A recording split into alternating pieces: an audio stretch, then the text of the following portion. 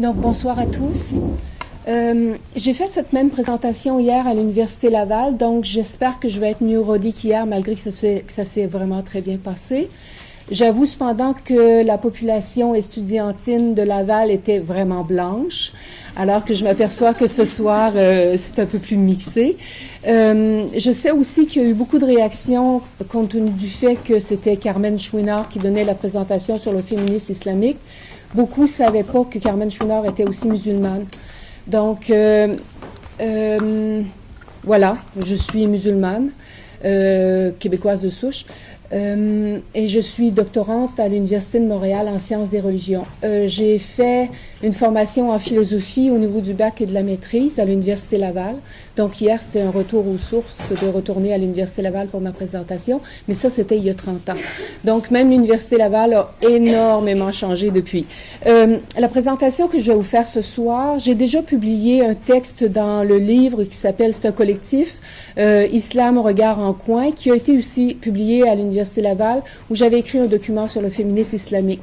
Mais ce que je vais vous présenter depuis, parce qu'il y a eu beaucoup de recherches, il y a eu d'autres avancées, je me suis largement inspirée de ce livre qui s'appelle « Féminisme islamique », qui est publié, c'est un collectif sous la direction de Zahra Ali. Cependant, pour ne pas être accusée de faire du plagiat, je dois dire que je m'en suis largement inspirée sans pour autant, quand je vais citer les auteurs, je vais vous dire de qui il s'agit, parce que j'ai quand même beaucoup utilisé les auteurs qui sont dedans. Si vous voulez vraiment étudier ce que je vais présenter en profondeur, je vous le conseille grandement. Mais si vous voulez vraiment comprendre la position, si vous voulez vraiment... Vous savez qu'on est dans un domaine où on parle de femmes racisées quand on parle maintenant des femmes musulmanes. Si vous voulez vraiment comprendre le quotidien d'une femme musulmane, pas d'une vieille comme moi puis qui est convertie, mais d'une jeune qui arrive au Québec et puis qui a à vivre avec la société québécoise, je vous invite grandement à lire le livre de Asma Ibn Zahir qui s'appelle « Chronique d'une musulmane indignée ». C'est un livre vraiment extraordinaire. Elle est arrivée ici en 1997. Et vous allez voir tout le cheminement de la pensée, toute l'évolution un peu de la pensée par rapport aux musulmans ici au Québec, à travers tout ce qu'elle a vécu. C'est entre autres les attentats du 11 septembre, à travers aussi la crise d'accommodement raisonnable, à travers le projet de loi 60, parce qu'elle-même faisait partie de Présence musulmane. Donc, je pense que c'est bien de voir comment quelqu'un ici, une jeune, surtout parce que je vois que l'Assemblée est jeune, si vous voulez vraiment comprendre de l'intérieur ce que vivent les jeunes musulmans et particulièrement les jeunes musulmanes, je vous invite donc à lire le livre de Asma Ibn Zahir. Donc, pour commencer, qui d'entre vous a entendu la déclaration il y a quelques semaines de la ministre de la Condition féminine au Québec? Est-ce qu'il y en a quelques-uns d'entre vous? Bon. Est-ce que vous avez été surpris de la déclaration de la ministre? Pour prendre sa défense, je vais prendre sa défense un tout petit peu, elle est de la génération de ma petite sœur. La génération de ma petite sœur à l'époque, quand moi j'étais une jeune femme, ma petite sœur était une adolescente, les féministes de cette génération-là étaient très, très revendicatrices. Et beaucoup même ce qu'on appelait le féminisme radical. Donc, pour Madame Thériault, qui était sans doute de cette génération-là, entre autres ceux qui voulaient discréditer la cause féministe, les traitaient toutes de, excusez, là, je vais être vulgaire, mal baisées. Ça, c'était l'image qu'on avait de la féministe, ou encore d'une clique de lesbiennes qui détestaient les femmes. À l'époque, c'était ça la vision qu'on avait du féminisme. Si Mme Thériault n'a pas fait de grandes études au niveau des nouvelles théories qui se fait en féminisme, donc il est peut-être normal, je mets entre guillemets, qu'elle ait pris cette position un peu craintive de ne pas se nommer féministe. Mais je dirais à Mme Thériault de refaire ses classes, parce que depuis, la pensée féministe et les théories féministes ont énormément changé. Donc, pour aborder, je vais commencer vraiment le thème de ma présentation. Ah, vous m'entendez pas bien? Je sais qu'ici, c'est pour parce qu'on filme, donc je vais prendre le micro. Derrière, est-ce que vous m'entendez? Ah, OK, donc je vais prendre le micro. Ça va être... Maintenant, c'est mieux? Levez la main si jamais vous ne m'entendez. Je suis vraiment désolée, hein, je ne voulais pas vous priver de m'entendre. OK, donc je vais débuter. Donc, parlons brièvement du féminisme au Québec. Là, je vais vous mettre pour les jeunes. Ici, je vais vous mettre un peu à jour de ce qui s'est fait, parce que au Québec, juste pour faire une petite ouverture. Donc, pour un grand nombre d'individus, féminisme et religion relèvent d'une antinomie. Amina Wadoud, une grande exégète musulmane, affirme que pour ces mêmes individus, féminisme et islam relèvent d'un oxymoron. C'est rien, c'est peu dire. Au Québec, le féminisme a véritablement débuté au sein d'organisations religieuses. Les Joséphine Marchand-d'Endurant, Marie Lacoste Gérin-Lajoie, Caroline Béhic font un travail remarquable pour les femmes au sein de la Société Saint-Jean-Baptiste, pour ne nommer que celle-là. Durant plusieurs décennies, les femmes vont travailler à changer les choses à partir d'une base religieuse. La Deuxième Guerre mondiale et les bébés-boomers ont mené à la Révolution tranquille. Et les individus issus de cette génération ont souvent développé une aversion envers les religions. Certains l'expliquent par la mainmise de l'Église sur leur vie. En 2011, Christiane Pelchat, présidente du Conseil du statut de la femme, décrit dans un document, écoutez bien, « De tout temps, les femmes ont été infériorisées dans les religions qui reposent sur une organisation patriarcale. Les religions sont porteuses de discrimination à l'égard des femmes, et cela n'est pas seulement l'apanage du christianisme, dont fait partie le catholicisme, mais aussi des autres religions monothéismes que sont le judaïsme et l'islam, toutes basées sur une organisation patriarcale. » Vous voyez, c'est ça la perception qu'ont les femmes de cette génération de la religion et du féminisme. De nombreuses femmes et hommes de cette génération entretiennent donc l'idée que les femmes qui persistent à pratiquer une religion ne peuvent être féministes. Ces individus ne font pas la distinction entre les religions et les pratiques, les dogmes, les interprétations issues soi-disant de ces mêmes religions. Je vais oser une généralisation en disant que les féministes québécois, les féminismes québécois, issus de la période de la Révolution tranquille, étaient blancs, bourgeois et anti-religieux. Vers les années 1990, les féministes occidentales, dont les féministes québécoises, commencent à s'interroger sur leurs pratiques. Le black feminism, les féminismes des femmes autochtones et des femmes immigrantes les interpellent. Des notions telles que le postcolonialisme et l'intersectionnalité apparaissent. Combien d'entre vous êtes à l'aise avec la notion de l'intersectionnalité? OK, c'est pas la moyenne. Je vais vous donner une petite idée, juste pour vous éclairer. Je vais vous donner un exemple. Comptez avec moi. Vous êtes une femme noire, issue d'une classe défavorisée, d'un certain âge, ayant un handicap et portant le foulard. Combien d'oppressions cette femme risque-t-elle de subir? C'est ça l'intersectionnalité. C'est-à-dire que dépendamment de votre couleur, dépendamment de votre classe sociale, dépendamment de votre sexe, dépendamment de votre handicap, dépendamment de votre âge, dépendamment de votre apparence, et ça c'est les hommes pour les femmes là. Particulièrement pour les femmes, c'est autre chose, parce que déjà, on est une classe à part. Mais dépendamment de ça, vous avez des niveaux de discrimination, des niveaux d'oppression. On va appeler l'intersectionnalité des oppressions. Donc, c'est à ça qu'on appelle, pour les féminismes, déjà, on commence à tenir compte de ces formes d'oppression. Ces nouvelles lectures participent à la visibilité d'autres féminismes, dont celui des femmes croyantes. Ces femmes qui travaillent à l'intérieur même des religions pour changer les choses. On cherche rarement à identifier les femmes chrétiennes, juives, bouddhistes, hindoues par leur religion. Pourtant, c'est le lot des femmes musulmanes. Pour plusieurs, elles n'ont qu'une identité, celle d'être musulmanes. Et le plus souvent, on impute à l'islam une influence fondamentale sur leurs conditions de vie. Or, il y a autant de sociétés musulmanes que de modèles de femmes musulmanes. Les femmes musulmanes sont les représentantes d'une hétérogénéité socio-culturelle importante, qu'ont en commun, en effet, une Malaisienne et une Yéménite, une Afghane et une Québécoise musulmane de souche. Et pourtant, on parle des femmes musulmanes comme d'un bloc monolithique. Nous tenterons, je dis bien, nous tenterons ce soir de décoloniser et de déconstruire l'essentialisation du féminisme et de l'islam. Pour ce faire, il faut s'entendre sur les termes. Alors que l'on parle du christianisme, du judaïsme, comme de l'idéologie des personnes pratiquant la religion chrétienne et la religion juive, aujourd'hui, quand on parle de l'islamisme, on ne parle plus de l'idéologie des personnes pratiquant l'islam. Islamisme est devenu un terme péjoratif, identifiant les personnes désirant instaurer une théocratie. Il est difficile de dire quand ce terme est devenu péjoratif, mais tel qu'utilisé présentement, il contribue aux amalgames. Donc, l'islamisme, pour qu'on se comprenne ce soir dans ce que nous allons parler, sert à désigner les musulmans voulant instaurer un gouvernement religieux. Et les islamistes sont ceux qui militent en faveur d'un gouvernement religieux où la charia sera appliquée.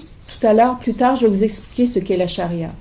Ici encore, on fait rapidement l'amalgame entre islamisme, radicalisme, fondamentalisme et terrorisme. Donc, qu'en est-il maintenant du féminisme dans le monde musulman? Parce que je mets vraiment monde musulman entre parenthèses. Combien d'entre vous savent que parmi la population musulmane mondiale, les Arabes ne comptent que pour 20%? Oh, wow! Vous devenez assister souvent aux conférences ici du Moyen-Orient. Bravo! Vous savez que pour beaucoup de gens, les Afghans, les Pakistanais, les Turcs, les Iraniens, c'est tous des Arabes. Donc, vous voyez, déjà, le fait que vous sachiez cette distinction, c'est déjà c'est déjà un plus. Maintenant, vous allez me trouver peut-être un peu fatigante, mais pour qu'on s'entende bien, parfois je vais prononcer le ist et le isme et le ik pour qu'on sache vraiment bien de quoi je parle, parce qu'il ne faut pas confondre les termes. Donc, comment s'articule l'égalité des sexes, à l'intérieur du cadre religieux musulman? On peut dire qu'il se décline sous 3 angles: laïque, islamiste et islamique. Les pays dits musulmans sont largement sécularisés selon les propos même de Pierre-Jean Luizard. Pierre-Jean Luizard a écrit « Laïcité autoritaire en terre d'islam ». Je me réfère à son livre quand il dit les pays musulmans donc sont largement sécularisés. Certains ont utilisé une laïcité autoritaire pour y parvenir. On peut penser à Mustafa Kemal en Turquie, à Saddam Hussein en Irak, à Mohammad Reza Pahlavi en Iran. Cette sécularisation a favorisé le féminisme laïque. Les luttes des pays musulmans pour obtenir leur indépendance a favorisé aussi ces féminismes laïques. Durant ces luttes, les femmes ont combattu au coude à coude avec les hommes et elles ont pour la plupart occulté la religion. Ce sont des femmes ayant une lecture de la laïcité très semblable à celle de Mme Pelcha, du Conseil du statut de la femme que je vous ai nommé tout à l'heure. Au Québec, on peut nommer par exemple des femmes comme Leila Ben Salam, Leila Lesbet, Nabila Ben Youssef, Yasmine Chouakri et Jamila Ben Habib. Des contextes géopolitiques ont provoqué l'apparition de mouvements islamistes, dont la guerre d'Afghanistan de 1979 à 1989 avec l'apparition des talibans, la révolution islamique d'Iran en 1979 et la révolution et la guerre civile d'Algérie avec l'élection du Front islamique du salut en 1991, pour ne nommer que ceux-là. Donc, c'est dans ces contextes géopolitiques particuliers que sont apparus les féminismes islamistes qui essentialisent les genres, prônent un féminisme de la complémentarité, une ségrégation des sexes dans l'espace public, dans les tâches publiques et privées, et ils prônent des gouvernements religieux. Mais les féministes dont je vais vous parler ce soir, ce sont les féminismes islamiques. Les féministes islamiques, quant à eux, se déclinent selon les pays, les circonstances. Ils ne revendiquent pas de théocratie. On parlera alors de féminisme égyptien, marocain, indonésien. Margot Badran définira ces féminismes comme un discours et une pratique féministe qui s'articule à l'intérieur d'un paradigme islamique. Il tire sa compréhension et son autorité du Coran, recherchent les droits et la justice pour les femmes et pour les hommes dans la totalité de leur existence. Un de ces féminismes est apparu en Iran au début des années 1990. C'est à partir d'une revue, Zanan, en farsi qui veut dire femme, que des femmes luttèrent pour faire reconnaître des droits que la révolution islamique leur avait enlevés. En général, ces féminismes sont l'œuvre de femmes érudites et militantes qui se réapproprient le savoir religieux et l'autorité religieuse liée à ce savoir. Elles partent du principe que la révélation coranique est porteuse de l'émancipation des femmes. Du temps du prophète Mohammed, les femmes furent nombreuses à porter la connaissance de cette égalité et à dénoncer les pratiques sexistes et patriarcales dans lesquelles elles vivaient. Khadija, Aïcha, Salama se distinguèrent pour ce qui est des droits des femmes et les révélations coraniques leur ont donné raison. Deux des grands savants de l'islam sunnite, Al-Shafi de l'école Shafite, de Ibn Hanbal de l'école Hanbalite, ont reçu la grande partie de leur enseignement de l'une des plus grandes savantes de leur époque, Nafisa bin al-Hussein ibn Ali, épouse de Ja'far as-Sadiq, lui-même fondateur de l'école de jurisprudence ja'farite, dont les chiites duodécimains.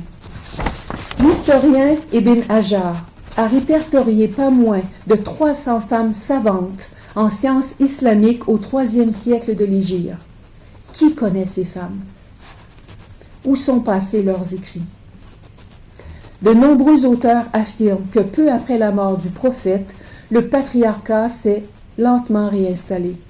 En effet, dès le IXe siècle, les écoles de jurisprudence, tant du côté sunnite que chiite, se sont pour ainsi dire fermées aux interprétations nouvelles. Et les lois se sont rigidifiées. Nombre de savants de la loi étaient à la solde des gouvernements en place, faisant passer au premier plan les besoins de ces gouvernements et la servitude du peuple. Au XIXe siècle, des réformistes font leur apparition. Jamal el-Din al-Afghani, Mohamed Abdou, Mohamed Iqbal réinvestissent la jurisprudence en utilisant l'ijtihad, c'est-à-dire l'effort de réflexion personnelle.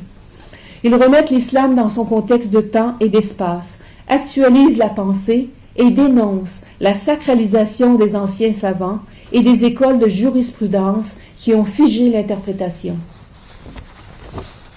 Alors que le Coran invite à aller chercher le savoir, peu importe où il se trouve, l'éducation a périclité dans de nombreuses sociétés musulmanes. La colonisation a ajouté son empreinte sur les femmes. Elles sont alors prises en otage entre un discours colonisateur censé leur apporter la civilisation en les libérant des carcans religieux oppresseurs et un discours nationaliste et traditionnaliste qui font d'elles le premier rempart d'une identité islamique assiégée. C'est une citation de Asma Lamrabet. Lors des guerres d'indépendance, des femmes ont travaillé à défendre leurs droits, mais dans peu de cas, elles ont véritablement obtenu leur émancipation. Cependant, elles ont eu droit à l'éducation. L'accès à l'éducation des femmes a favorisé cette réflexion féministe. Avec la montée des islamismes, dont les féminismes islamistes, des femmes cherchèrent à utiliser la référence religieuse pour contrer les prétentions au gouvernement religieux. Elles ne pouvaient plus se contenter du discours islamique traditionnel, et elles n'hésitaient pas à remettre en question l'orthodoxie religieuse. Comme les féminismes occidentaux, ces féminismes islamiques revendiquent non seulement l'égalité des sexes, mais aussi une plus grande justice sociale. Ces femmes cumulent souvent une double, parfois même une triple formation, le plus souvent en sciences religieuses et en sciences sociales, afin de donner une lecture autre du Coran et des hadiths. Elles remettent en question le modèle occidental du féminisme qui a occulté les femmes croyantes. Ces réformatrices ont ciblé 3 zones d'études. Entre autres, elles font une interprétation féminine du fiqh, c'est-à-dire la jurisprudence, souvent en partenariat avec les savants musulmans. Ici, je vais vous citer Ziba Mir Husseini. Je vous avais dit tout à l'heure que j'allais vous expliquer la différence entre la charia et le fiqh. Je vais vous donner maintenant la définition que Ziba Mir Husseini va en donner. La charia, signifiant littéralement la voie qui mène à Dieu, est selon la croyance musulmane la totalité de la volonté divine telle qu'elle a été révélée au prophète Mohammed. Le fiqh, c'est la science de la jurisprudence, signifie littéralement compréhension, est la tentative humaine de discerner et d'extraire les règles de la loi à partir des sources sacrées de l'islam, c'est-à-dire le Coran et la Sunna. La Sunna étant le comportement du prophète tel que rapporté par les hadiths, les paroles du prophète. En d'autres termes, alors que la charia est sacrée, universelle, éternelle, le fiqh est humain et comme tout autre système de jurisprudence est sujet au changement. Le fiqh est faussement assimilé à la charia dans les discours populaires musulmans, mais aussi par les politiques et les spécialistes académiques et juridiques, et ce, à des fins idéologiques.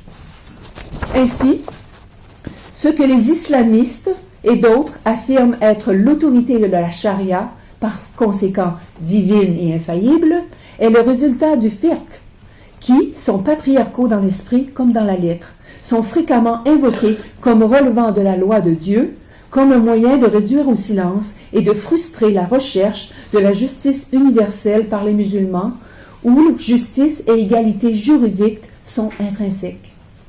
En d'autres termes, la charia est l'idéal transcendant qui incarne la justice de l'islam et l'esprit des révélations coraniques. Cet idéal transcendant qui condamne toute relation d'exploitation et de domination est à la base de la quête de justice des femmes musulmanes et de la critique des constructions patriarcales, des relations de genre que l'on peut trouver non seulement dans le vaste corpus des textes jurisprudentiels, mais aussi dans les lois positives dont on prétend que leur origine se trouve dans les textes sacrés. Donc, je reprends. Ces réformistes ont ciblé 3 zones d'études. Donc, je disais une interprétation féminine du fiqh, une réécriture aussi de l'histoire des femmes musulmanes qui leur redonne leur juste place dans l'histoire. Rappelons-nous l'historien Ibn Jabbar dont j'ai parlé auparavant et qui a répertorié au moins 300 femmes savantes. Aussi, la 3e fois, l'élaboration d'une pensée féminine ou féministe globale axée sur le monothéisme musulman, le tawhid, principe fondateur de l'égalité entre les sexes. Dieu est impartial envers ses créatures, selon un principe de justice et de miséricorde. Ceux qui s'approprient ce pouvoir pour dominer femmes et enfants s'approprient une autorité qui n'appartient qu'à Dieu. La pensée féministe reste l'apanage d'un groupe au départ restreint, mais graduellement cette pensée se démocratise et diverses mouvances féministes voient le jour à partir de ces études. Le féminisme, longtemps boudé comme conception occidentale, est graduellement repris par les femmes musulmanes. Les frontières entre militantes laïques et islamistes ont favorisé le féminisme islamique, qui font le pont entre les premières et les secondes. Le rapport aux textes sacrés, dont le Coran et la Sunna, est au cœur des divergences entre les féministes islamiques. Selon Zahra Ali, 3 postures différentes se dessinent. La posture dite réformatrice traditionnelle est la plus répandue parmi les oulémas musulmans aux vues les plus égalitaristes. Pour ceux-ci, femmes et hommes sont égaux spirituellement, mais leur particularité biologique les pousse à assumer des rôles différents et à avoir des droits et des devoirs non pas égaux mais équivalents. Les femmes sont perçues à travers leur rôle de fille, épouse, mère à l'intérieur du cadre familial. Ce fut un premier pas, selon moi. L'œuvre majeure de cette période est le livre de Abdel Halim Abou Shukra, La libération de la femme au temps de la révélation. Maintenant, la 2e posture, qui est la posture dite réformiste radicale. Appelle, on ne parle pas de radicalisation, là. Ici on appelle d'une posture radicale.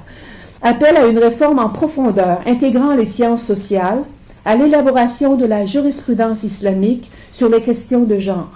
Comme la précédente, elle est attachée aux sources religieuses et à leur sacralité, mais elle questionne les sources du fiqh, de la jurisprudence, et les savants de la jurisprudence. Les sujets, femmes et hommes, ne sont plus appréhendés en termes de droits et de devoirs, pas plus qu'en termes de contextes culturels et sociaux. On remet en cause l'imprégnation patriarcale et sexiste de la constitution même de la jurisprudence musulmane. De cette posture, on peut retenir deux auteurs, Asma Barlas et son livre Believing Woman in Islam, Unreading Patriarchal Interpretations of the Quran, publié en 2002. De même que Amina Wadoud et son livre Inside the Gender Jihad Women's Reform in Islam, publié en 2006. La troisième posture, la posture dite réformiste libérale, est la plus fréquente chez les féministes culture musulmanes, qui, sans revendiquer nécessairement une pratique religieuse telle que définie par l'orthodoxie, se considérant de culture et ou de religion musulmane. Cette posture s'attache plus ou moins aux textes religieux, beaucoup plus au Coran qu'à la Sunna. L'islam est vu comme un ensemble de principes philosophiques et éthiques, ne nécessitant pas nécessairement une jurisprudence. Les tenantes de cette posture appréhendent les rapports sociaux de sexe comme construction sociale et la conception musulmane traditionnelle comme une déformation patriarcale du fondement égalitaire des sexes. Fatima Mernissi est la représentante par excellence de ce courant. Les herméneutiques féministes des versets coraniques ont permis aux exégètes d'extirper les histoires fausses qui proviennent de la tradition et non du Coran, de répertorier tous les versets qui prônent l'égalité entre les femmes et les hommes, et enfin de contextualiser les versets qui évoquent les différences biologiques des femmes et des hommes pour contrer les justifications de la supériorité masculine. Il faut faire la distinction cependant entre les versets à portée universelle, comme par exemple les principes de justice, d'équité, la raison, la sagesse, et les versets à portée circonstancielle qui, dans le Coran, répondent aux problèmes temporels d'une époque révolue, comme l'esclavage, le butin de guerre, les concubines, les châtiments corporels. On peut observer cependant, et ici je vais citer Asma Lamrabet, on peut observer cependant qu'à travers l'histoire des mondes musulmans, au sujet des femmes, l'exégèse masculine a érigé le spécifique et le contingent en principe universel et a fait abstraction de la grande majorité des versets qui ont établi des droits largement avant-gardistes par rapport à l'esprit qui dominait les valeurs de l'ordre tribalo-clanique de la péninsule arabique. Fin de la citation. Les lectures féministes islamiques font la preuve que l'esprit du texte est adaptable à tous les contextes et à tous les temps. La langue arabe, comme la langue française, font passer le neutre au masculin. Or, cette façon de procéder a toujours favorisé les lectures machistes. Je m'explique. En français, il n'y a pas de neutre. Or, si vous demandez à un musulman, qu'est-ce que c'est Dieu? Est-ce que Dieu est masculin ou féminin? La grande majorité vont vous dire, mais voyons, Dieu est ni masculin ni féminin. Or, en arabe comme en français, la langue arabe n'a pas de neutre. Or, très souvent, quand on parle de Dieu, on parle au masculin. Et quand on parle des attributs de Dieu, très souvent, on va les ajouter au masculin. Or, le naf, dont sont issus les hommes et les femmes, est au féminin. Juste une petite digression. N'empêche que, parce que Dieu est au masculin, très longtemps dans l'histoire, les exégètes ont utilisé la supériorité masculine, tenant compte du fait que Dieu était masculin. Et c'est le même processus quand on fait les traductions en français. Malheureusement, il n'y a pas de neutre en français, ni en arabe. Maintenant, quels sont les effets de ces féminismes islamiques? Dans le contexte de la propagande islamiste, ces relectures du Coran peuvent disqualifier l'argumentaire de ces idéologues. Ces féminismes peuvent faciliter l'intégration des nouveaux arrivants à une autre culture afin qu'ils puissent faire la part entre ce qui provient véritablement du religieux et ce qui provient de la culture. Ces féminismes jettent des ponts entre les générations des immigrants et leurs enfants nés à l'extérieur du pays d'origine.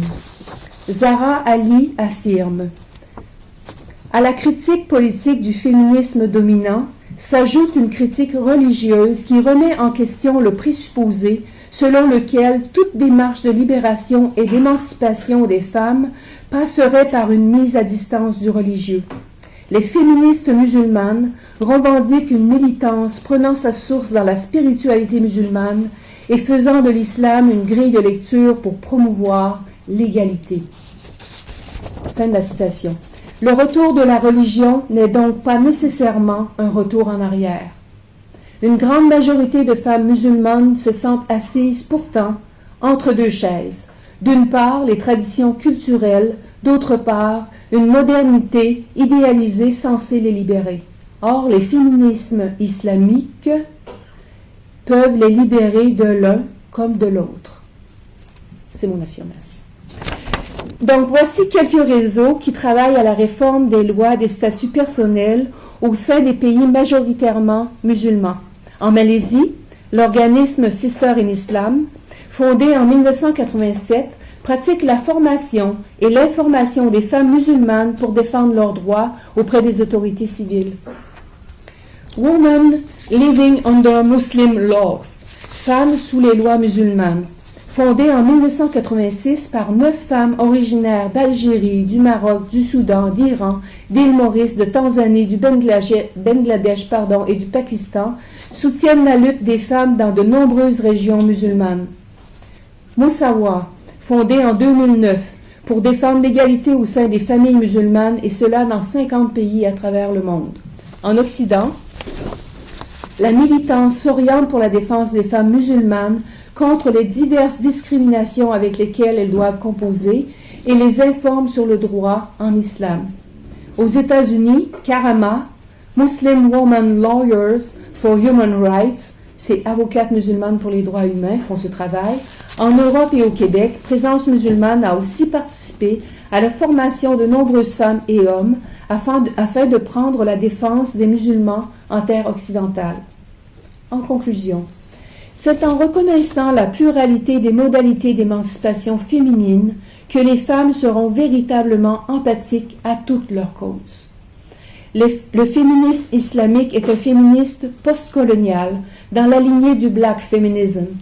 Ces féministes font le lien entre racisme, impérialisme et colonialisme, par lequel le féminisme blanc, bourgeois et anti-religieux est ou fut influencé. Ces féminismes remettent en cause les modalités des luttes suggérées par les femmes occidentales, souvent porteuses de racisme, et elles suggèrent que si les conditions de vie des femmes diffèrent, les revendications doivent aussi être différentes. Je vous remercie.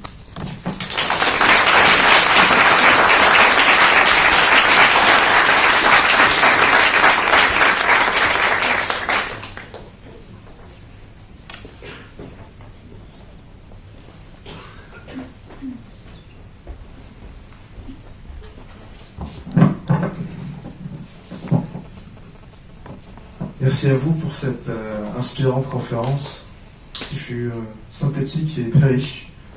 Nous allons maintenant prendre des questions, s'il vous plaît. Donc, je vous demanderai de vous lever, de vous présenter, puis d'être succinct dans votre question, que ce ne soit pas trop long, puis que ce soit vraiment clair.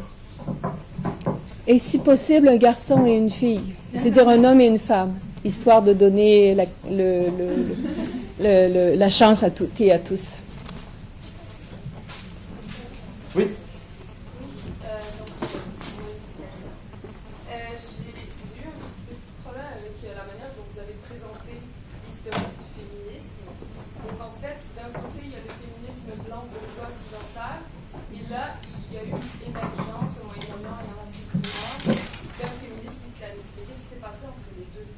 Quand même eu du féminisme laïque, et il est fou qu'on ait dit tout à l'heure que le féminisme qui critiquait la religion n'avait pas de croyante en son sein ou refusait totalement qu'une personne soit et féministe et croyante, alors qu'en Afrique du Nord, en Algérie par exemple, il y avait des femmes qui étaient musulmanes et aussi féministes laïques. Donc, pourquoi avez-vous occulté toute cette dimension-là de l'histoire du féminisme en Afrique du Nord et au Moyen-Orient? D'abord, quand je vous ai parlé des femmes qui avaient occulté blanc et tout, je vous parlais je ne vous parle pas de tous les féministes même au Québec, mais je vous parle de les féministes de la génération du bébé boomer, en général, ont occulté les femmes qui étaient croyantes. Ça, c'est ce que moi j'ai observé ici au Québec. Et d'ailleurs, ma thèse de doctorat porte sur les féministes des religions abrahamiques, des femmes croyantes ici au Québec, et c'est un fait longuement observé. Pour les féministes de cette génération, elles demandaient, entre autres, aux femmes qui étaient croyantes, elles ne pouvaient pas faire partie de leur association, ou sinon elles devaient oublier qu'elles étaient croyantes. Vous voyez, à peu près pas oublier, mais faire fi de leurs croyances. D'accord? Et j'ai parlé tout à l'heure quand j'ai parlé du féminisme dans le monde musulman, j'ai parlé des féministes laïques, et que lors de la colonisation, ces femmes-là avaient combattu coude à coude avec et elles continuent de faire. J'ai pas voulu occulter. J'ai 35 minutes pour faire ma présentation, et bien sûr, j'ai pas fait mais j'ai voulu mettre en contexte ici ce qui se faisait, parce que mes études à moi portent sur ce qui se faisait ici, et ce qui m'intéresse, moi, c'est de présenter aux femmes d'ici, musulmanes, ce qui s'est fait au Québec, et ce à quoi elles ont à composer. D'où j'ai fait la présentation de ce qui se faisait ici, mais je ne veux pas non plus occulter ce qui s'est fait là-bas. Le féminisme laïque en terre musulmane a largement été, et je l'ai mentionné, même les femmes ici, parmi les femmes ici, entre autres, qui ont appuyé le projet de loi 60, il y avait énormément de femmes d'origine musulmane que j'ai mentionnées, qui ont fait un travail de démonisation même des féministes islamiques.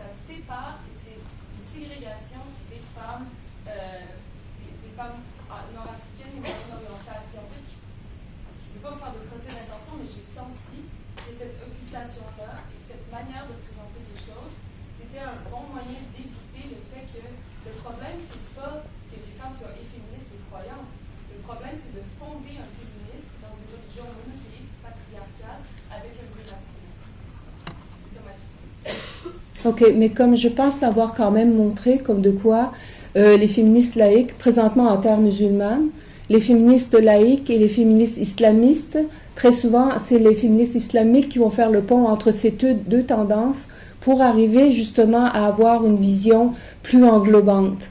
Comme ici, dans le monde arabe, les féministes laïques, très souvent, ont voulu occulter la religion et ont voulu très souvent imposer une laïcité autoritaire.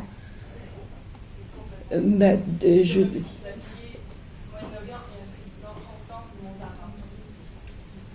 on n'entrera pas, comme je vous dis, je ne veux pas non plus discréditer ce que vous dites. Au contraire, je suis tout à fait... on peut avoir des visions différentes, mais il y a eu quand même de ces vagues... vous pourrez entendre d'autres féministes qui, justement, vont aussi dénoncer ce que les féministes laïques ont fait en voulant justement occulter. Mais je ne dis pas que c'est l'ensemble. Je ne fais pas de généralisation, là. N'empêche que dans une présentation de 35 minutes, il faut quand même que je fasse, malgré tout, une forme de généralisation et d'occulter une partie aussi de ce qui est fait. Mais je vous donne tout à fait raison, comme de quoi il y a eu des féministes aussi, laïques, qui ont voulu faire un travail pour reconnaître le droit de toutes les femmes. Comme ici au Québec, il y a des féministes laïques qui reconnaissent aussi l'apport des féminismes des femmes croyantes. Aussi. Je ne veux pas les occulter, ni un ni l'autre, mais je parle quand même d'une génération, dont, entre autres, les Christiane Pelchat, dont, entre autres, les Pauline Marois, dont, entre autres, toute cette génération qui avait vraiment occulté tout ce que les femmes croyantes faisaient de l'intérieur même des religions pour changer ces religions. Est-ce que c'est correct?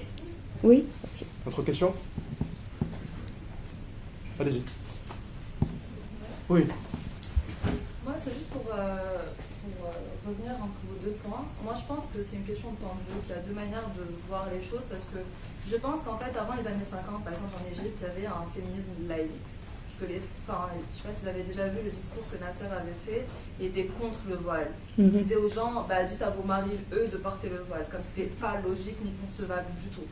Après, ça a évolué, parce qu'il y a eu un retour du religieux. Ce retour du religieux a été dû au colonialisme, justement, qui a fait que, en fait, les pays musulmans se méfiaient en fait de l'Occident et se méfiaient du féminisme qui venait de l'Occident. On pensait en fait, on faisait penser aux femmes justement à tort, parce qu'on voulait justement les confiner dans leur situation d'infériorité. On voulait leur faire croire que ce féminisme qui venait de l'Occident était une menace. Était une menace, que ça allait leur faire perdre leur valeur, qu'elles allaient s'éloigner, etc. Mais c'est vraiment la même chose, et je suis d'accord avec son point, il ne devrait pas y avoir plusieurs féminismes. Il devrait y avoir le même. Mais le problème, c'est que quand on rentre islamisme avec ça, on ne peut pas avoir le même féminisme, c'est pas possible, parce qu'on n'a pas les mêmes valeurs, on n'a pas les mêmes choses qu'on peut défendre. On est toujours bloqué par un aspect religieux. Moi, j'avais une question par rapport, vous avez dit tout à l'heure, c'était marrant par rapport à Dieu, vous avez dit que en islam, on différenciait masculin et féminin. Vous avez dit que c'est dans le fiqh, c'est ça? Oui. Non, la langue elle-même n'a pas de neutre, ce qui fait que très souvent, la jurisprudence va utiliser le masculin comme faisant référence à Dieu, comme si le masculin allait de soi avec Dieu, parce que Dieu est en masculin. Normalement, c'était utilisé en féminin ou non, vous n'avez pas dit ça? C'est moi qui ai mal entendu, c'est bon. C'est ça. OK, mais votre question, c'était juste pour un commentaire porté à ce que la dame avait dit. D'accord, merci beaucoup. Oui? S'il vous plaît. J'avais une question. Ouais, ben, moi, je vais changer de sujet. En fait, moi, j'avais une question. Vous avez fait vous avez parlé dans le fond, d'une vision, dans le fond, à l'époque où Mohamed était en vie, dont on essayait un peu de repousser le patriarcat, de beaucoup plus faire de place à l'égalité des sexes. Je présume que c'est quelque chose qui est visible, qui peut être lu, reconnu dans le Coran.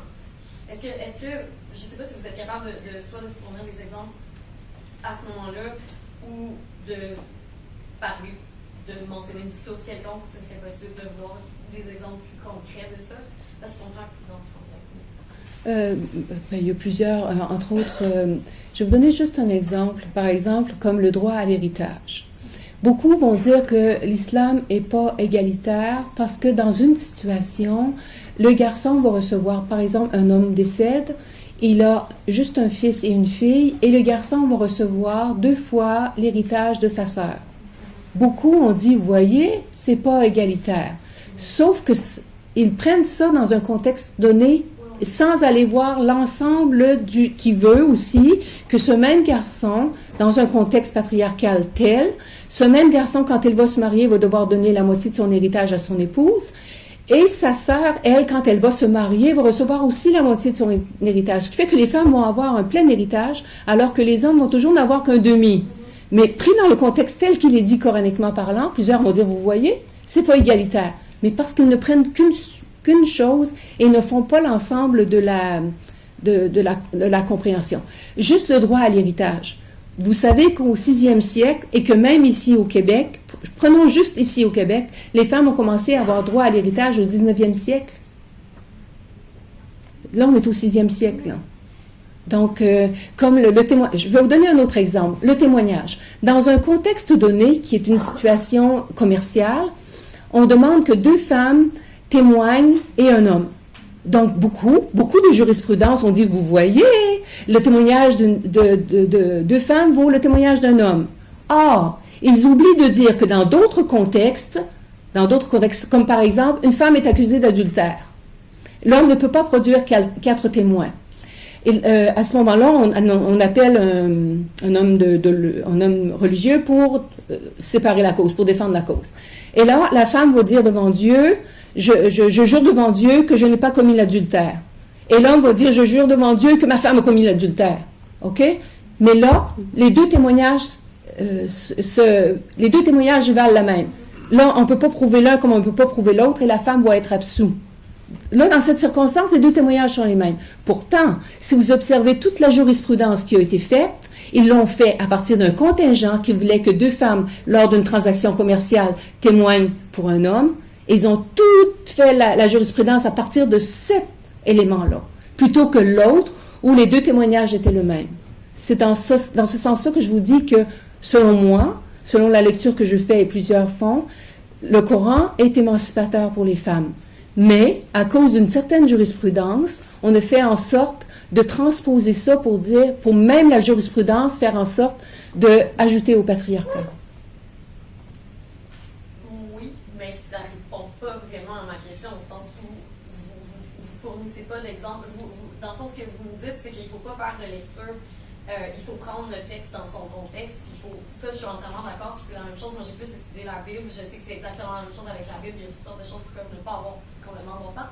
Je suis d'accord, mais je vois pas en quoi c'est une preuve que le texte est un texte égalitaire.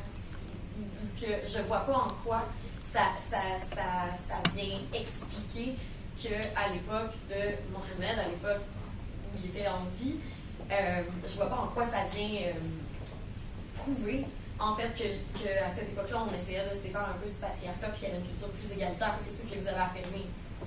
Oui, mais je ne vais pas vous prouver ça, là. Ben, vous l'affirmez en conférence. Je pense que quand vous affirmez quelque chose dans une conférence, vous devriez... Mais dites-moi honnêtement, comment je vais vous prouver ça? Voulez-vous qu'on s'assoie ensemble, puis qu'on lise ensemble le Coran, puis que je vous prouve, que je vous en fasse la preuve? À partir de tout ce que j'ai fait là, à partir, comme je vous dis, ne serait-ce que, je vais prendre le principe fondateur du monothéisme, qui est le Tawhid. Partons du principe, là, on va faire abstraction du Coran, on va faire abstraction de la Bible, on va faire abstraction des Upanishads, on va faire abstraction. Partons du principe que Dieu est impartial. Partons du principe que Dieu est parfait. Partons du principe et toute justice. Comment Dieu pourrait permettre qu'il y ait discrimination entre les hommes et les femmes? C'est ça le principe du Tawhid. Alors les femmes du féminisme islamique vont reprendre ce concept de l'unicité de Dieu et vont dire, si Dieu est juste, si Dieu est parfait, si Dieu est impartial, comment pourrait-il faire la discrimination entre les hommes et les femmes? C'est juste une petite façon de fonctionner. Mais à partir de cette façon de faire, on peut relire au complet le Coran et refaire une lecture autre de ce que les juristes patriarcaux ont fait. D'où l'importance du féminisme islamique et d'où une relecture qui peut faire en sorte, à partir même du Coran, là, qu'on peut prouver que le Coran défend l'égalité entre les sexes. Je ne peux pas aller plus loin, à moins que vous voulez qu'on fasse une séance ensemble pour qu'on lise ensemble le Coran. Ouais, si vous m'y invitez, je vais le faire. Ce sera avec plaisir. Ce sera avec plaisir.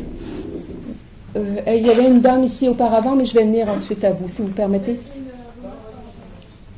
Oui. Bonjour, merci beaucoup déjà. Et après, moi, ma question, elle est moins élaborée, j'ai l'impression, que toutes celles qui ont été posées. Mais je n'ai pas vraiment de culture par rapport à tout ce qui est l'islam. Et moi, dans ma vision occidentale, c'est surtout le voile qui me vient en tête quand on parle de féminisme et d'islamisme. Et en islamisme,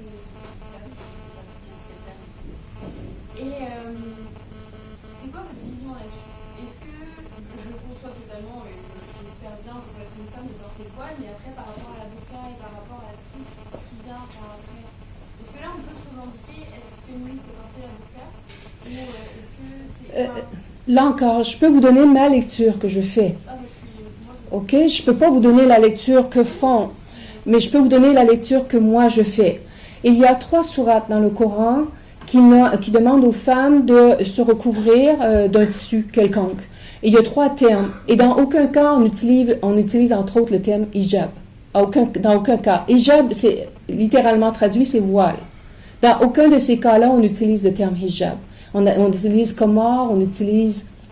J'ai oublié, il y a peut-être quelqu'un ici. Il y a 3, mais les 3 fois, dans aucun des cas, on utilise le terme hijab. Le fait que les Arabes eux-mêmes utilisent le terme hijab là, pour nommer ce que je porte, là, c'est approprié. Parce que le hijab, c'est un voile. Je m'excuse, moi, je ne suis pas une femme voilée. Je suis une femme qui porte un foulard. Je porte un tissu qui recouvre ma tête, mes épaules et mon cou. Ça, c'est une chose. Et ça, il y a trois versets dans le Coran qui appellent à ça. Mais c'est pas décrit... comment je dirais, c'est pas décrit de façon formelle. Ce qui fait que certaines vont porter comme ça, certaines vont porter comme ça, certaines... Donc, ça laisse place à l'imagination ou à l'identité, ou en tout cas. Bon, n'empêche qu'il y a quand même 3 versets. Maintenant, pour ce qui s'agit de la burqa, il n'y a aucun texte coranique qui demande de se couvrir le visage. Pour appuyer mon dire, je vais même vous dire que quand on fait le Hajj, c'est le pèlerinage à la Mecque, qui est un des 5 piliers de l'islam et le plus grand, le moment le plus important dans la vie d'un musulman au niveau de la pratique. Durant le Hajj, il est interdit aux femmes de se couvrir le visage. Or, S'il est interdit aux femmes de se couvrir le visage, qui est dans un moment qui est le plus pieux, comment peuvent-elles revendiquer le fait que se couvrir le visage est un signe de piété? Ça, c'est ma logique, là. Bon. Et même la lecture que moi je fais du foulard, c'est ma lecture, c'est ma compréhension. Je ne saurais l'imposer à quiconque. Cependant, comme je ne saurais l'imposer à quiconque, je ne voudrais pas non plus qu'on m'impose à moi de l'enlever. Moi, je suis en faveur que celles qui veulent le portent, et je suis en faveur aussi que celles qui ne veulent pas le porter ne le portent pas. Ça, c'est ma lecture que je fais. Et si je peux prouver, j'ai 4 filles et aucune ne porte le foulard. C'est ma lecture, je ne l'imposerai pas à quiconque, mais je continue de penser que c'est ma lecture et que j'y ai droit. Vous voyez? Mais c'est là le plus loin où je peux imposer, je ne peux l'imposer qu'à moi-même et pas à autrui. Et ça, c'est selon moi ce que l'islam nous enseigne.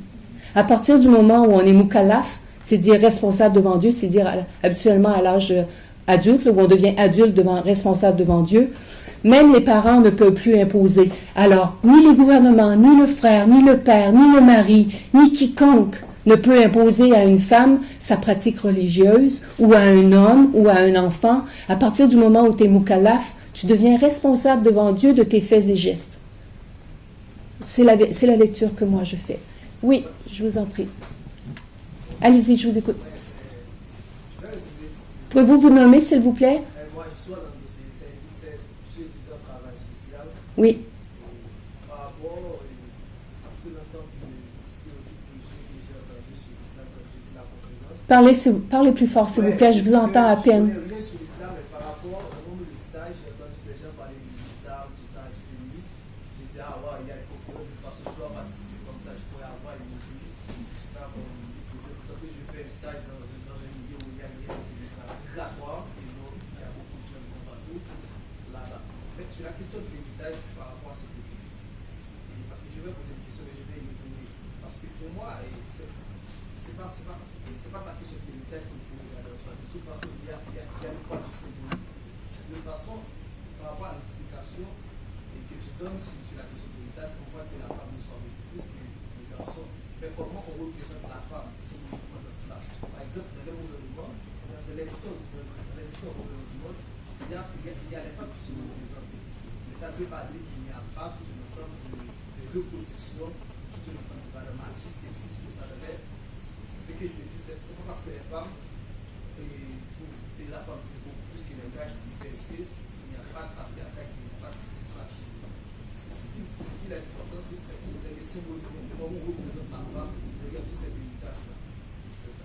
La question que j'ai posée, c'est comment penser le féminisme dans une milieu où c'est le patriarcat qui domine? Parce que moi, dans les textes de base, on appelle ça généralement des textes nuls pour les féministes. Donc c'est des petits brochures qu'on fait pour les gens qui sont nuls. Quand j'ai lu ces documents-là, je vois qu'il y a toute la question, parce que le patriarcat, bien avant même le capitalisme. C'est toute la logique même du féminisme. C'est le patriarcat au point du doigt. Alors comment penser un féminisme dans un milieu où c'est le patriarcat qui domine, où c'est le patriarcat qui est hégémonique? C'est là. Parce que moi, je ne sais pas exactement si c'est ça. Tout est là, toutes les discussions, dans notre régulation. Monsieur, excusez-moi, est-ce que vous pourriez...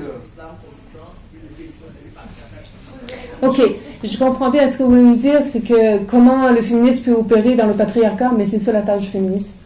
Et puis ici, même au Québec, tant que le patriarcat va exister, il va y avoir des féministes. On n'a pas le choix.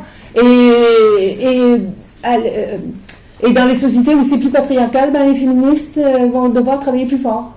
C'est la réalité. Et dans le monde musulman, elles ont aussi un travail immense à faire. Et elles le font. Oui, l'autre monsieur, je vous écoute.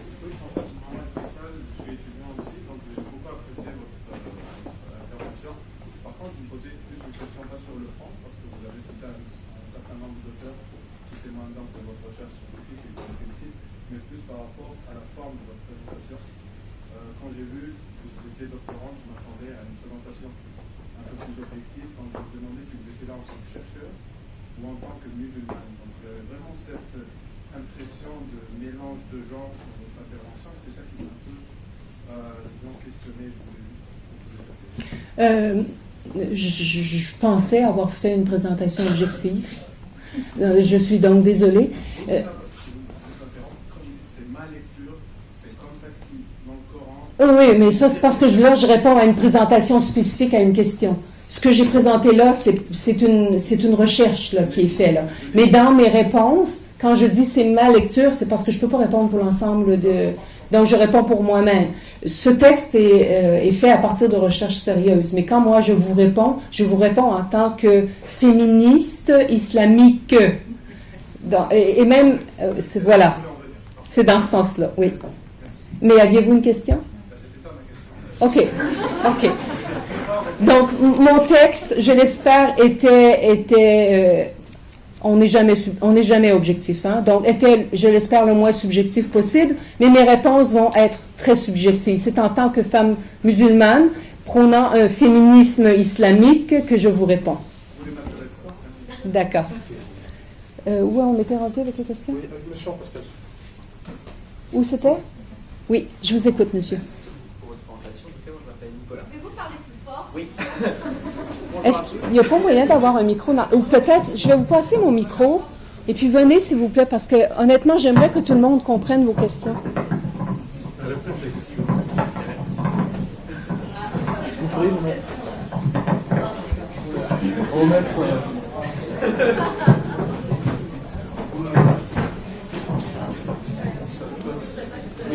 Oui, allez-y, il y en a encore un peu.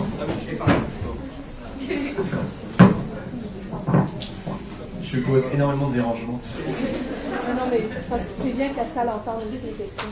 Alors, premièrement, je vous remercie beaucoup pour votre présentation qui était très très intéressante. Moi, je m'appelle Nicolas, je termine ma maîtrise de sciences politiques. Bonsoir, Mais Nicolas. aucun problème avec la recherche-action. J'aimerais avoir votre avis sur, selon vous, est-ce que les textes coraniques ont un potentiel émancipateur plus important que finalement toute l'élaboration libérale qui s'est développée depuis le XXe siècle? Aujourd'hui, dans un pays typiquement libéral, qui a été guidé par un féminisme plutôt laïque, même si vous avez fait une grossière, résumé très bien, mais effectivement très succinct au début de la présentation. Mais pensez-vous par exemple que l'utilisation des textes sacrés peut avoir un potentiel émancipateur plus important que la construction strictement humaine du libéralisme? C'est ma question. Je pense que les deux doivent travailler ensemble. Honnêtement, je pense que les deux doivent travailler ensemble. Et puis que ça va... je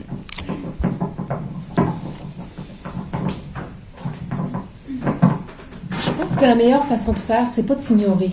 C'est vraiment de travailler ensemble, puis de faire en sorte que finalement tout le monde, qu'on soit laïque, islamique ou même islamiste, en général, on veut travailler pour le bien-être de tous.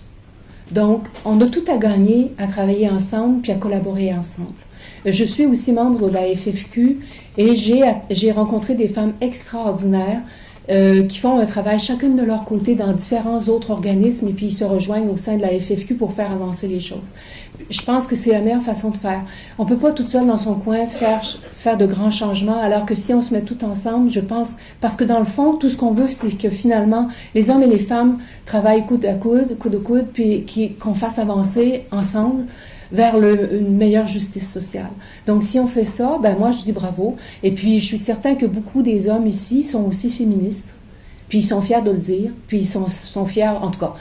Mais même les femmes, on a aussi, nous aussi, beaucoup de travail à faire, ne serait-ce qu'au niveau de l'étude des méthodes et puis la façon de procéder. Et puis, je pense qu'on a tout à gagner. Et puis, de dire que non, moi, je suis pas féministe, je suis plutôt égalitariste, mais je pense qu'on dit n'importe quoi et la même chose, là. Mais enfin, c'est ça. Donc, on a tout à gagner, je pense, à travailler ensemble. Moi, j'y crois beaucoup à la collaboration. On peut ne pas avoir tout à fait les mêmes moyens, mais quand le but est le même, ben, ça y est. D'autres questions? Oui, vous avez déjà eu une intervention. Peut-être je vais laisser la dame pour revenir, celles qui ont posé l'intervention. Oui. Bonjour, Aurélie. Merci pour votre présentation que j'ai trouvée personnellement très objective. Je vous remercie aussi pour vos interventions par la suite qui, à la suite des réponses aux questions, s'est inspiré de votre expérience personnelle. Je vous remercie d'avoir fait cette distinction-là. Je l'ai bien comprise personnellement. Merci. Ma question, suite à certaines interventions, j'ai perçu dans le langage de certains de mes camarades, qu'il n'existait qu'une seule forme de féminisme.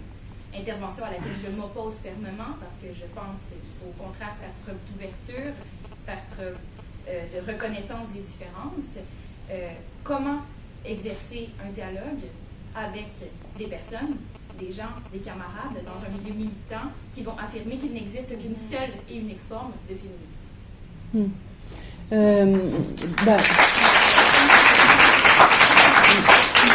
Honnêtement, moi, c'est ce avec lequel j'ai à composer depuis des années que je fais du travail sur le terrain.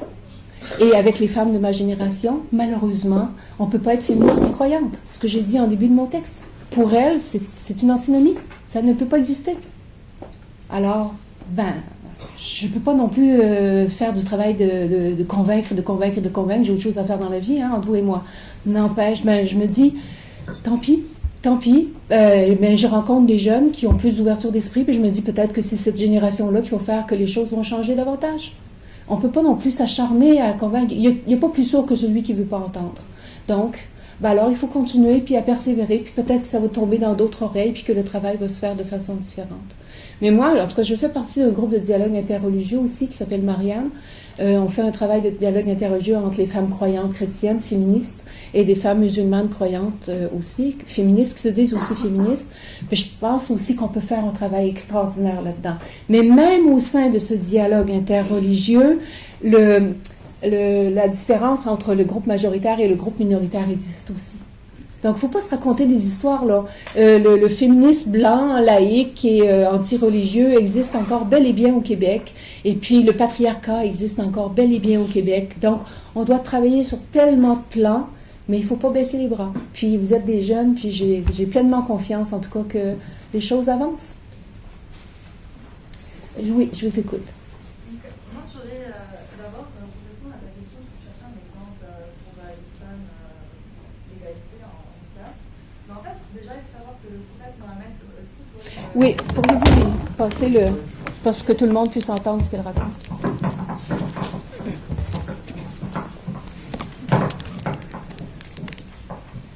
Donc, juste pour... juste pour répondre à ta question, en fait, le prophète Mohammed, en fait, il avait une femme, Khadija, et sa femme, en fait, c'était une commerçante, déjà. Dans un contexte où les femmes n'avaient pas le droit de faire du commerce. Du tout. Donc, dans son vivant, lui, à l'époque de l'arrivée du Coran et des versets coraniques, sa femme, il l'encourageait à aller dans un milieu d'hommes. Donc, déjà, je pense que ça va côté égalité. Donc, déjà, et ensuite, j'ai des questions à vous poser personnellement, parce que je veux vraiment des réponses de votre expérience, parce que je me pose ces questions moi-même. Et vous parlez tout à l'heure de questions d'interprétation. Je suis totalement d'accord, c'est vraiment le problème, c'est une question d'interprétation. Moi, par exemple, je sais que par rapport, là, je vais m'intéresser au voile et à la polygamie, ces deux sujets, j'ai envie d'en savoir plus. Donc moi, j'ai entendu que par rapport au voile, en fait, les femmes avant, elles voulaient, en fait, il n'y avait pas assez d'hommes, vu qu'ils mouraient au combat. Et en fait, elles étaient obligées, il y avait vraiment des femmes courageuses, elles voulaient aussi aller avec les hommes au combat, histoire qu'il y ait même effectif. Et en fait, ces femmes-là, vu que les hommes mettaient une espèce de turban, elles mettaient elles aussi une espèce de voile. Et on m'a expliqué que c'était le début des ères du voile. Est-ce que c'est vrai ou c'est totalement faux? Cet aspect-là, je ne le connais pas du tout, honnêtement. Cependant, moi, on me dit que du temps du prophète, vous savez que quand il y avait des guerres, puis les guerres tribales au sein de la péninsule arabique, c'était monnaie courante. Et les prisonniers de guerre devenaient donc esclaves. Et les femmes esclaves se promenaient toujours de la taille au bas des jambes, elles étaient couvertes, mais elles se promenaient toujours la poitrine nue. Et beaucoup se sont convertis à l'islam. Donc, pour protéger, pour démocratiser ça, et que seules les femmes nobles, entre autres, se couvraient. Alors, ça a été ce que moi j'ai lu. Il y en a peut-être d'autres, mais ce que j'ai lu, moi, c'était pour une façon de démocratiser, pour permettre, et surtout pour protéger ces femmes-là qui étaient toujours esclaves, pour les protéger d'être abusées ou d'être regardées et tout. On avait demandé à toutes les femmes à ce moment-là qui étaient musulmanes de se couvrir. Donc, c'était comme une forme de démocratisation de la protection parce qu'on parle aussi d'un contexte où il fait chaud, là. Donc, bien sûr, ces femmes-là, puis aussi, dans toute société où les gens sont foncés, ils vont aimer le pâle. Dans toutes les sociétés où il y a le pâle, on va aimer le foncé. On assiste à ça ici, les gens vont se faire bronzer ici pour avoir le teint foncé. Mais dans les sociétés de l'époque, les femmes nobles, même très souvent, ne sortaient pas durant la journée pour garder leur teint clair. Voilà, exactement. Et et celles qui sortaient, elles se recouvraient vraiment de façon, même elles descendaient leur tissu ici pour protéger leur visage, parce que la beauté, c'était de rester blanche comme la colombe, vous voyez. Donc, les femmes esclaves étaient par le fait même, parce que toujours exposées au soleil, avaient le teint très, très foncé, donc c'était moins bien vu et ainsi de suite. Donc, vous voyez, le foulard, mais ça, c'est une des lectures. Il peut y avoir tellement d'autres lectures. Cependant, vous savez que le Coran ne dit pas, quand on fait la prière, comment les femmes et les hommes doivent s'habiller. C'est les hadiths qui le disent. Cependant, dans le Coran, dans les hadiths, suite aux 3 versets où on parle aux femmes de se recouvrir, il a été aussi imposé aux femmes, quand elles font la prière, de se couvrir complètement pour qu'on ne voit que leur visage et leurs mains et les pieds. Peut rester à vue seulement les mains, les pieds et le visage. Et après ça, donc, une femme, la lecture que moi je fais, mais comme je vous dis, c'est ma lecture. Si moi je veux en tout temps être prête à faire ma prière, je dois, donc, je m'habille de façon à, peu importe le lieu où je vais être, je vais pouvoir faire ma prière parce que je suis habillée selon le code vestimentaire qui est demandé. Mais ça, c'est pas coranique, ça vient vraiment des hadiths. Certains vont donner cette même sacralité aux hadiths, d'autres non. Donc, je vous dis, c'est selon la lecture. Mais comme je vous dis, pour le recouvrir, c'était davantage pour démocratiser le fait de protéger même les femmes esclaves. Et pour la polygamie, est-ce que c'est écrit dans le hadith, dans le Coran? Parce que justement, c'est écrit dans le Coran. Le seul verset coranique, est-ce que vous m'entendez, même si j'ai pas le micro? Je sais que j'ai une voix qui porte, là. Le seul verset coranique qui parle, dans le verset coranique où on parle que l'homme peut avoir jusqu'à 4 femmes, le verset commence « Et pour les orphelins ». Le verset commence « Et pour les orphelins ». Dans la majorité des cas où les gens vont prôner la polygamie, ils font omission de ce verset-là. Or, certains vont traduire par orphelin ou orpheline, dans ce contexte-là donné, vous savez que quand le verset est venu, le prophète avait déjà 9 femmes. Le prophète a été monogame pendant toutes les années où Khadija a vécu. C'est vraiment à la mort du prophète et quand il a immigré à Médine qu'il a pris d'autres femmes. Et très souvent, à part Aïcha, elles étaient toutes ou bien divorcées ou bien veuves. Et c'était vraiment pour faire là encore, c'était vraiment dans le cas de faire des liens avec différentes tribus pour rassembler les tribus. C'était vraiment dans un but de rassemblement des tribus. Ça, c'est ma lecture, mais c'est aussi la lecture que plusieurs auteurs font aussi de ce cas-là. Mais on revient au verset sur les 4 femmes. Il est dit donc dans le verset, et pour les orphelins et les orphelines, il vous est permis de prendre 1, 2, 3 ou jusqu'à 4 femmes. Mais si vous ne pouvez pas être juste entre toutes, alors une seule. Donc le verset ne prône pas la polygamie. Il dit dans un contexte donné, dans le cas où il y a des orphelins ou des veuves ou ainsi de suite. Donc on parle d'un contexte où il y a des guerres, où les femmes se retrouvent en minorité, et dans un contexte patriarcal où elles n'ont pas de protection, où il faut qu'elles aient une protection masculine, il est permis aux hommes de prendre ces femmes-là afin de leur donner une protection. Mais les gens ont utilisé ce contexte donné pour généraliser la polygamie. Vous voyez? Ou même, même certains sultans à l'époque ont même permis, parce que vous savez que les concubines, c'est-à-dire les esclaves qu'on avait, les gens avaient droit d'avoir de l'activité sexuelle avec leurs esclaves, parce que c'était leurs esclaves. L'islam a été une des premières religions à abolir l'esclavage. Mais, malgré tout ça, il y avait des sultans qui avaient un nombre incroyable d'esclaves, femmes, qu'on appelait des concubines, qu'ils utilisaient comme esclaves sexuels, finalement. Ça va à l'encontre de l'islam. Mais, au nom de, soi-disant, ce verset, on avait étendu la polygamie. Aujourd'hui, dans un contexte où il n'y a plus de guerre, dans un contexte où il y a des lois qui permettent aux femmes d'avoir du secours matériel, pourquoi la polygamie existerait encore? Donc, mais je vais reprendre aussi pour ajouter, dans un contexte, prenons maintenant que nous sommes en Afghanistan, dans un contexte excessivement patriarcal encore, où les femmes n'ont pas de protecteurs masculins. Moi-même, je suis obligée de reconnaître que peut-être aujourd'hui encore, en Afghanistan, dans un contexte donné, c'est peut-être mieux que les femmes aient elle soit la deuxième ou la troisième épouse pour se protéger, pour avoir au moins un protecteur masculin. Mais c'est dans un contexte donné, dans une situation donnée. Et c'est dit même que le prophète avait dit que lui, il avait une préférence pour une de ses femmes, qu'il ne pouvait pas les aimer de la même manière, et que lui-même, il se disait qu'il était impossible pour lui. C'est un hadith qu'on a rapporté, soi-disant, de Aïcha qui se disait qu'elle était la préférée. C'est Aïcha qui le dit. Est-ce que c'est le prophète? Bon. Et là encore, est-ce que c'est un hadith Hassan ou est-ce que c'est un hadith, on ne le sait pas. Moi, je suis très prudente avec les hadiths. Et je me dis, si le prophète était honnête, et si le prophète était le prophète, il n'aurait pas pu privilégier une de ses femmes par rapport aux autres. La preuve en est, c'est qu'il est resté fidèle à Khadija durant toute sa vie. Donc, bon, je vous écoute.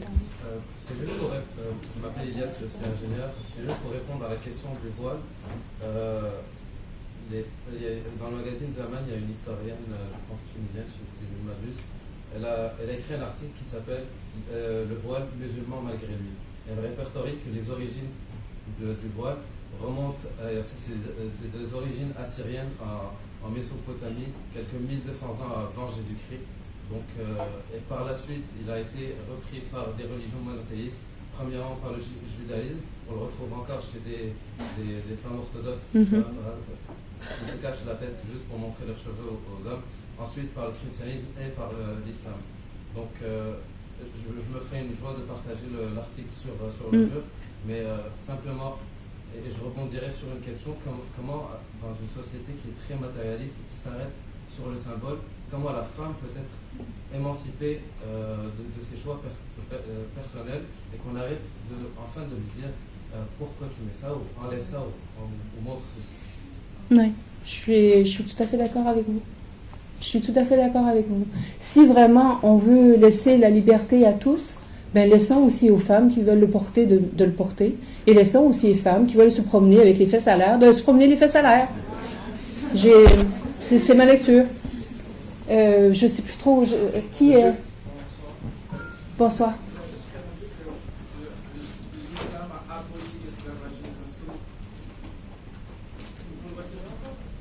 Oui, l'islam a été le premier à faire la promotion de l'abolition de l'esclavage. Je ne dis pas qu'il a aboli, je dis qu'il a fait la promotion de l'abolition de l'esclavage.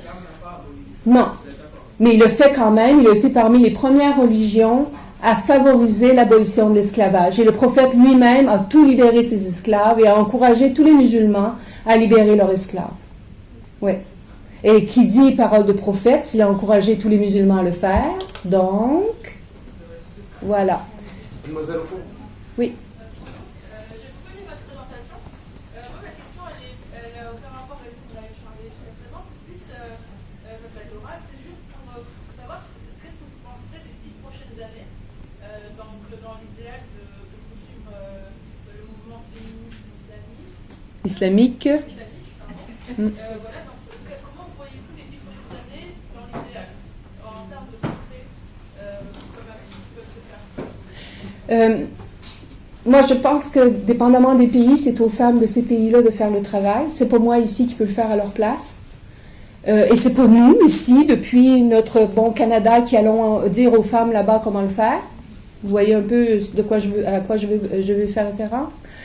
Cependant, ici, je continue de penser, moi en tout cas personnellement, je suis militante, je travaille au sein de divers organismes et je fais des présentations comme ce soir pour changer l'image qu'on peut avoir de l'islam, parce que je continue de penser que l'islam, comme toute autre religion, est une belle religion, mais que les contextes donnés géopolitiques font que, bien sûr, on fait l'amalgame entre l'islam, la religion et les pratiques musulmanes.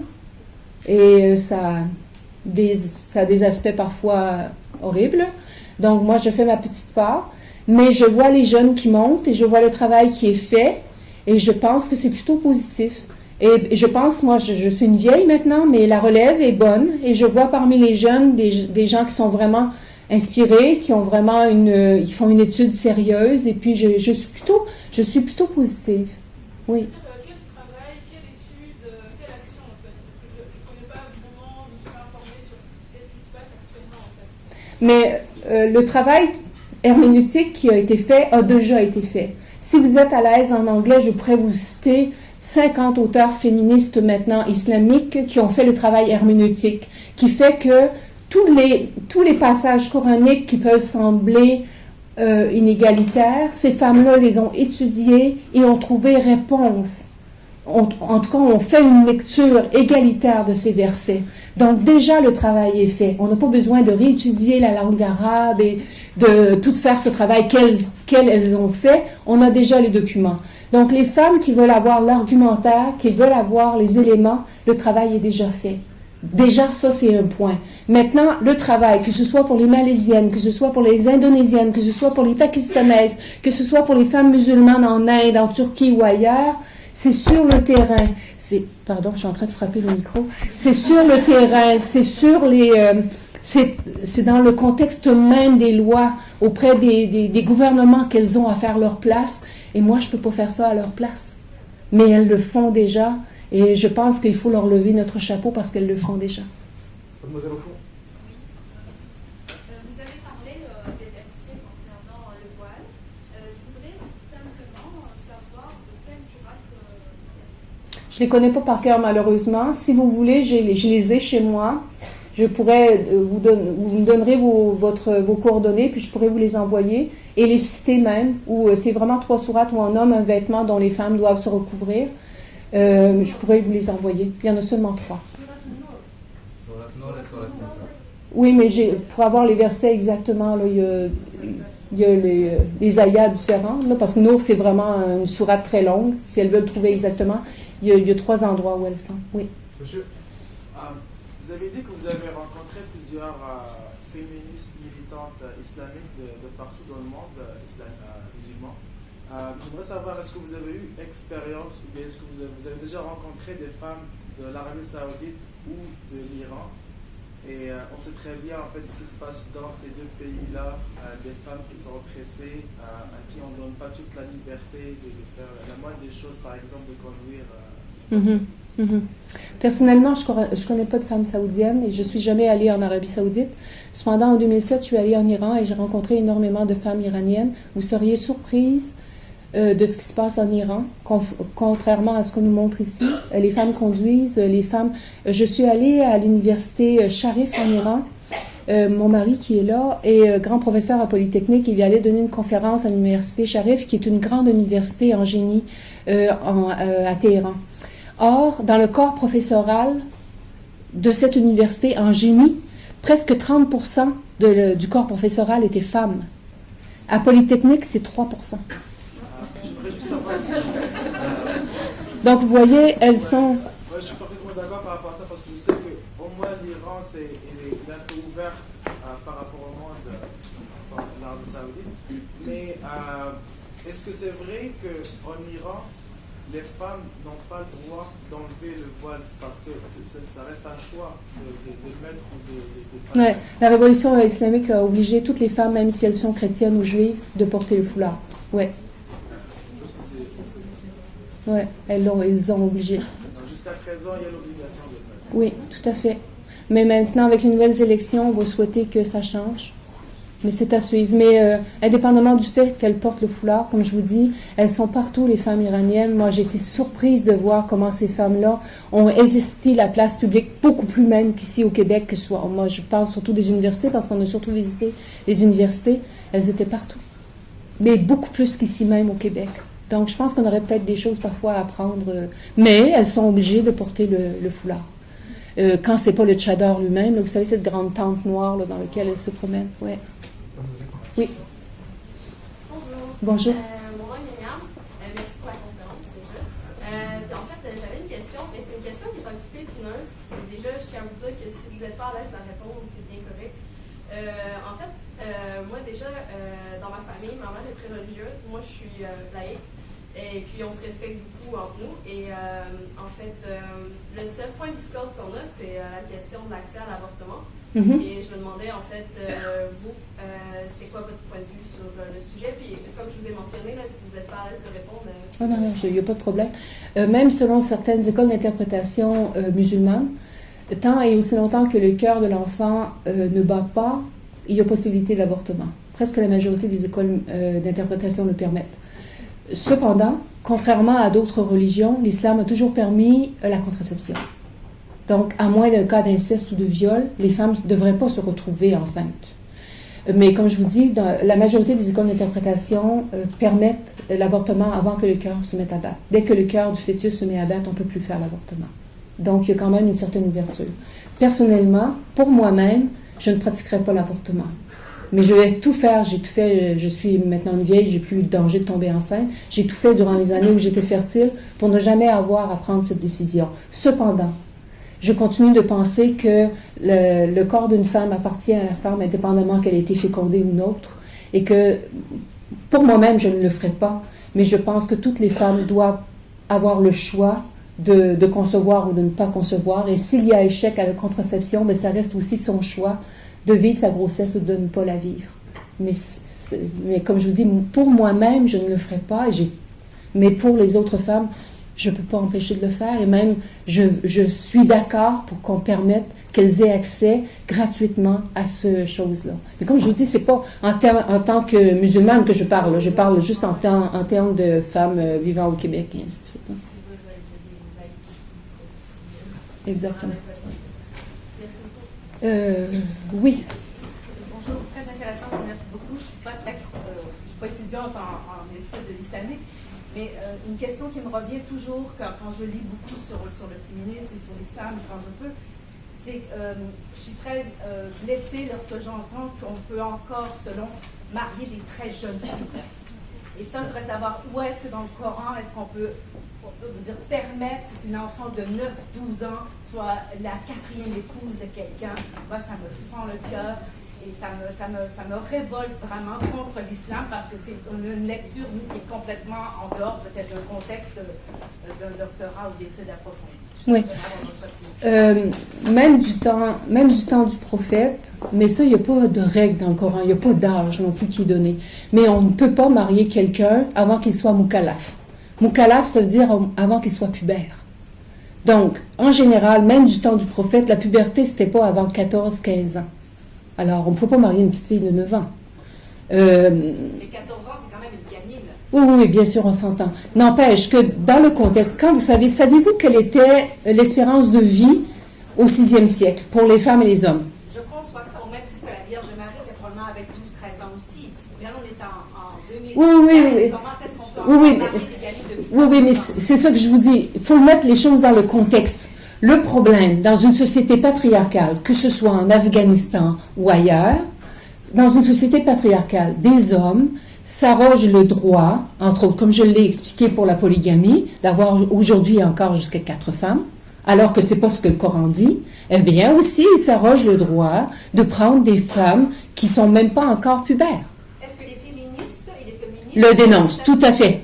Tout à fait. La grande majorité des féministes, aujourd'hui, recommandent qu'on ne marie pas les jeunes filles avant l'âge de 18 ans. Et même certaines vont aller jusqu'à 21 ans. Donc, mais ça, il n'y a rien dans le Coran. Comme je vous dis, ce sont les interprètes qui ont permis ces choses. Ce n'est pas même le prophète soi-disant qui aurait marié Aïcha alors qu'elle avait 9 ans. On n'a aucune preuve de ça. Mais semble-t-il qu'elle avait 16 ans quand elle a été mariée. Mais ça, là encore, on n'a pas de preuve. Vous voyez un espoir pour ces changements-là? Est-ce qu'on sent une mouvance dans... Oui, les féministes islamiques qui travaillent aussi, et même les féministes laïques en terre musulmane aussi travaillent pour que l'âge du mariage, dans la majorité même en Afrique du Nord, je crois que l'âge du mariage même est rendu à 16 ou 17 ou 18 ans, dépendamment des pays. En Tunisie, je crois que c'est 18 ans. En tout cas, il y a différents pays où déjà l'âge du mariage a été... Mais, là encore, vous savez très bien que ça, c'est dans la loi. Mais là encore, dans des petits villages, il y a encore des petites filles de 12 ans, de 13 ans qui sont encore... Mais c'est pas l'islam, ça. C'est la culture qui fait que ces choses-là se produisent. Il ne faut pas dire que c'est l'islam.